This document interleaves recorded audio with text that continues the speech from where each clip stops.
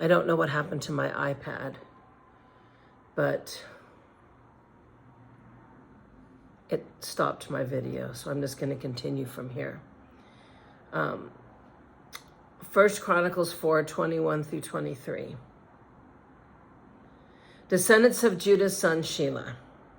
My apologies if I'm repeating this, but my iPad turned off.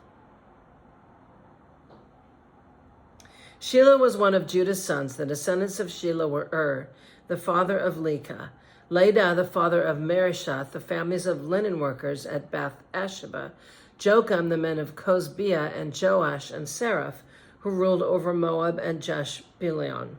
These names all come from ancient records, and they were the pottery makers who lived in Netaim and Gerdia, and they lived there and worked for the king.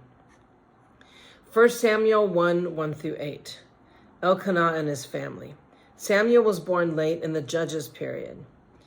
There was a man named Elkanah who lived in Ramah in the region of Zuph in the hill country of Ephraim. He was the son of Jeroham, son of Elihu, son of Toha, son of Zuph and Ephraim. Elkanah had 2 wives, Hannah and Peninnah. Peninnah had children, but Hannah did not. Each year, Elkanah would travel to Shiloh to worship the sacrifice to the Lord of heaven's armies at the tabernacle.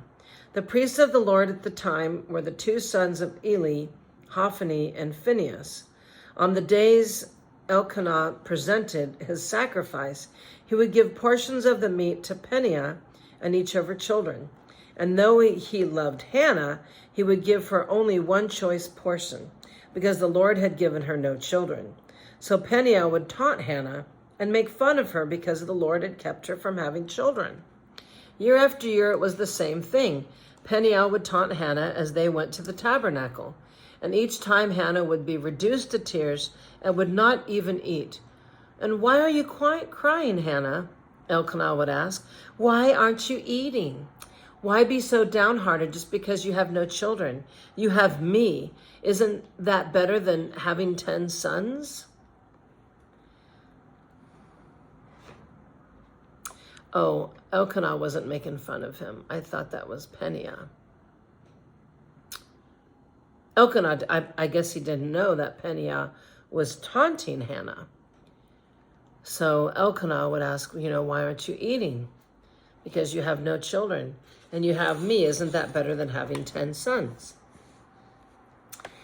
Anyhow, sorry about today's interruption, but that ends today's reading.